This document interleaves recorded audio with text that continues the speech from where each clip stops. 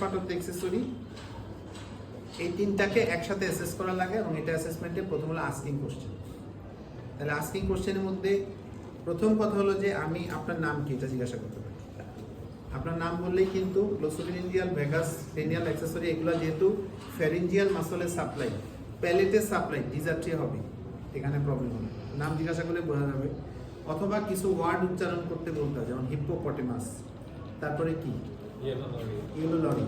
তাহলে এই শব্দগুলা উচ্চারণ করতে গেলেই বোঝা যায় যে তার ডিজার্ট্রি আছে কিনা বা স্পেসিফিক একটা টোন তৈরি হয়। যেমন যদি বারবার সিরো বারবার পসি হয় তাহলে কি হয় হট পটেটো, আর যদি বারবার হয় তাহলে নেজাল ভয়েস। তাহলে এই যে স্পিচের এই যে ডিজার্ট্রিয়ার মধ্যে আবার ভয়েস কোয়ালিটি চেঞ্জ হয়, সেটা আমরা কথা বললেই একটা রোগীর নাম জিজ্ঞাসা করলে আমি তখন আইডেন্টিফাই করতে পারি, এই জন্য নাম জিজ্ঞাসা করতে পারি। তারপর জিজ্ঞাসা করতে আপনার লব গিলতে কোনো সমস্যা হয় কিনা, মানে আপনার ঢোক গিলতে কোনো সমস্যা হয় কিনা। কারণ আমরা জানি যে ননডোজ স্পাইনাল অ্যাক্সেসরিতে প্রবলেম হলে অবশ্যই পেশেন্টের ট্রান্সফার ডিসপেজিয়া হবে। তাহলে আপনি লব গিলতে সমস্যা হয় কিনা, পানি নাক দিয়ে চলে আসে কিনা, এটা জিজ্ঞাসা করতে হবে। তাহলে লব গিলতে সমস্যা হয় কিনা, পানি নাক দিয়ে চলে আসে কিনা, এটা জিজ্ঞাসা করতে হবে। এই প্রশ্নগুলো আমাকে করে নিতে হবে আগে, বিফোর এক্সামিনেশন। এক্সামিনেশনের সময় দুইটা পার্ট, একটা হলো ইন্সপেকশন, একটা হলো ফার্দার এক্সামিনেশন। ইন্সপেকশন আমি কি দেখবো? ইন্সপেকশনের সময় আমি দেখবো সেটা হচ্ছে প্যালেটে। আমার মূল ফোকাসটা থাকবে প্যালেটে, প্যালেট এবং ফেরিঞ্জিয়াল মাসল। প্যালেটের মধ্যে আমরা জানি প্যালেটের মধ্যে আর্চ থাকে, আর্চ থাকে আর ইউভুলা থাকে। এই glossopharyngeal, cranial part of the accessory, এই দুইটা এক্সামিনেশনের সময় আমি প্যালেটের যে আর্চ তো এরকম থাকে, তাহলে আর্চে অ্যাসিমেট্রি আছে কিনা, কোনো আর্চ এরকম হয়ে গেছে আরেকটা আসলো না, তাহলে আর্চে অ্যাসিমেট্রি আছে কিনা এটা দেখলাম। তাহলে আর্চ কি সিমেট্রিক্যাল কিনা নাকি অ্যাসিমেট্রিক্যাল সেটা দেখতে হয়। আর ইভোলোটা কোনো এক পাশে চলে আসছে কিনা সেটা দেখতে হয়। দুইটা জিনিস দেখেন ইন্সপেকশন। তাহলে এই যে আর্চ যেটা আমরা প্রত্যেকেরই যেটা আর্চ আছে তাই না, এন্টিরিয়র আর্চ, আর্চটা সিমেট্রি কিনা নাকি এক পাশে যেমন বসে গেছে, যেই পাশে বসে গেছে এই পাশে পলসি আছে, আর যে পাশে বসে গেছে তার উল্টা দিকে ইভুলাটা টেনে দিবেন, এটাই স্বাভাবিক। তাহলে ইভুলাটা ডিভিয়েশন আছে কিনা এবং আর্চি অ্যাসিমেট্রি আছে এটা দেখে নিতে হয় প্রথমে। আর তারপরে রোগীকে বলতে হয় আপনি হা করেন, হা করে আ শব্দ করেন। আ শব্দ করলে এই যে অ্যাসিমেট্রি এটা আরো গ্রস হয়ে যায়, তখন তো এটা এরকম হয়ে যায় আর এটা এরকম হয়ে যায়, আর এটা তো নড়ে না, আর এটা এরকম হয়ে যায়। তাহলে আ শব্দ করেন, আ শব্দ করলে এই যে যেটা আর্ট এটা আরো প্রমিনেন্ট হয়ে যায় আর এটা ডেবে যায়, এটা আরো বোঝা যায় স্পষ্ট, তখন গ্রস হয়ে যায় জিনিসটা, এই যে অ্যাসিমেট্রিটা আরো গ্রস হয়ে যায়। আর তখন ইভুলোটা আরো গ্রস হয়ে যায়, ইভুলটা আরো টান দিয়ে নিয়ে আসে। তাহলে আ শব্দ করলেই এই যে এই জিনিসটা অ্যাসিমেট্রিটা আরো গ্রস হয়ে যায়, এটাই কিন্তু রোগীর গায়ে অ্যাসেস করা লাগে। আর শেষে যেটা বাকি থাকে সেটা হলো গ্যাগ রিফ্লেক্স, যেটা আমরা কম করি বা করি না। গ্যাগ রিফ্লেক্সও কিন্তু করা লাগে যদি করার সুযোগ থাকে। যেমন এই যে আমরা যেটা করতাম, দুইটা কটন বাটকে জোড়া দিয়ে একদম এটা পরীক্ষা নিয়ে যেতাম, করা লাগবে না, জাস্ট আমি যে নিয়ে আসছি প্রস্তুত সেটা দেখানোর জন্য। আর আরেকটা হলো যে একটা করা লাগে সেটা হলো পোস্টে 1/3 অফ দ্য টাঙের টেস্ট সেন্সেশন, এটাও কিন্তু করা লাগে। এটার জন্য প্রস্তুত, আমি যে প্রস্তুত সেটা স্যারকে দেখাতাম, দেখানো লাগবে। এগুলো সব বাইর করে রাখা লাগবে, যদি করা লাগে কখনো টিচারের সামনে দেখানো লাগে, তাহলে এই জিনিসগুলো আমার সামনে থাকতে হবে, টিচার যেন জানে যে আমি জানিয়েছি। করা লাগবে না কোনোটাই। এই যে গ্যাগ রিফ্লেক্স জীবনও স্যার করতে দেবে না, কিন্তু ওই যে বড় স্টিক দেখলে বোঝা যায় আমি প্রস্তুত বিষয়টা। আমরা যেমন পরীক্ষা হলে কিন্তু অবশ্যই আমি ব্যক্তিগতভাবে আমি সবসময় নিয়ে গেছি পরীক্ষা, আমি এমসিএস পরীক্ষাতে নিয়ে গেছি, এমসিএস পরীক্ষা নিয়ে গেছি আমার, মানে যাতে আমার টিচার যেন বুঝে যে আমি সব কিছু যেন প্রস্তুত করি আর না। তাহলে এই জিনিসটা খেয়াল রাখতে হবে। আর শেষে হলো বাকি থাকে হলো spinal part of the accessory, এটা আলাদা এক্সাম করা লাগে। স্পাইনাল পার্ট অ্যাক্সেসরিতে আমরা জানি দুইটা মাসল, একটা ট্রাপেজিয়াস, একটা স্টার্নোক্লেডাল। ট্রাপেজিয়াস তো এইটা, আর স্টার্নোক্লেডাল মাসল হলো দুই পাশে এটা অ্যাসেস করা লাগে মাসল, তাই না, এই যে চাপ দিয়ে দেখা লাগে। আর গ্লোসোফেরিঞ্জিয়াল হাইপোগ্লোসাল নার্ভে, যেটা হাইপোগ্লোসাল নার্ভের বেসিক্যালি দুইটা, একটা হলো ইন্সপেকশন আর একটা হচ্ছে মুভমেন্ট।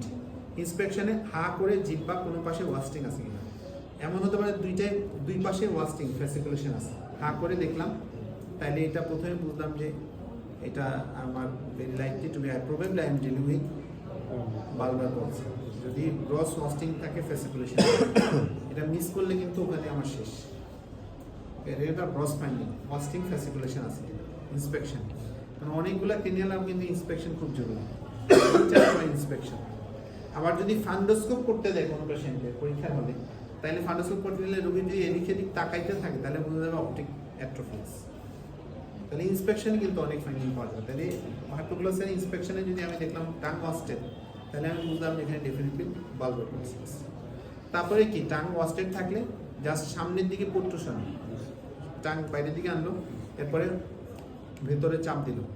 এখন যদি টাং বাইরের দিকে, জিব্বাটা বাইরে নিয়ে আসেন, জিব্বাটা বাইরে বাইরে আনতে বললে যদি রাইট সাইডে টাং ডিভিশন হয়, রাইট সাইডে টাং ডিভিশন হয় তাহলে এডিশন কোথায়? তাহলে রাইট সাইডে এডিশন, আর লেফট সাইড হলে লেফট সাইডে এডিশন। আর যদি দুই পাশেই হয় তাহলে লিমিটেড আসবেই না, টাং ভেতর থেকে আর বাইরে হয় না, মোটর নিউরন ডিজিজ পাশ থেকে বের হবে। এই হলো ডিটেইল। আমার মনে হয় স্যার আমরা ওই যে আজকে কি আর পারবা? আমার মনে হয় না স্যার আর স্যার 9-10 যদি বাইলেটারাল কপি হয় তখন তো প্যালেটের অ্যাসিমেট্রি বা ওকুলার ডিভিশনটা আমরা বুঝি তখন বাইলেটারাল তখন হচ্ছে ওই যে এরকম থাকবে যে তখন হচ্ছে এগুলোটা আমরা তো দেখছি যে আর্টসটা বেসিক্যালি এরকম থাকে, তো একটা হচ্ছে এরকম, একটা হচ্ছে, আর যদি দুই পাশে লস থাকে তাহলে এরকম স্ট্রেট হয়ে যায় সোজা, তখন আর এই তো আর্চ এইরকম হয়ে যায়। আর যখন ওই আঁক করতে বলবা তখন মুভমেন্টটা দেখে আর হবেই না কোন দিকে মুভমেন্ট, দুই দিকে মুভমেন্ট স্টেবল হয়ে আছে। তবে আরো সুবিধা টান থাকবে ওয়াস্টেড ফ্যাসিলিটি, মানে প্যালেটের আগে তো টান ধরবে, সুবিধা এটা। আর আমার মনে হয় স্যার আমরা ওই যে রিনিউ এবারটা আগামীতে, আর মেমোরিটা আমি একটু ডিটেল বলবো আগামী ক্লাসে, এটা বলা হয়নি, মেমোরিটা ডিটেল আমরা আলাদা করে তো আর দেখা হয় মানে না, আলাদা একটা একসাথে হয়তো একসাথে একসাথে। স্যার 3-4 সিসিস আর ইন্টরশন এক্সটরশন কিভাবে ইন্টারশন এক্সটরশন দি মুভমেন্ট 3-4-6 বেসিক্যালি 3 এক্সামিনেশনের সময় আমরা যে যেটা দেখি সেটা হচ্ছে অবশ্যই পেশেন্টের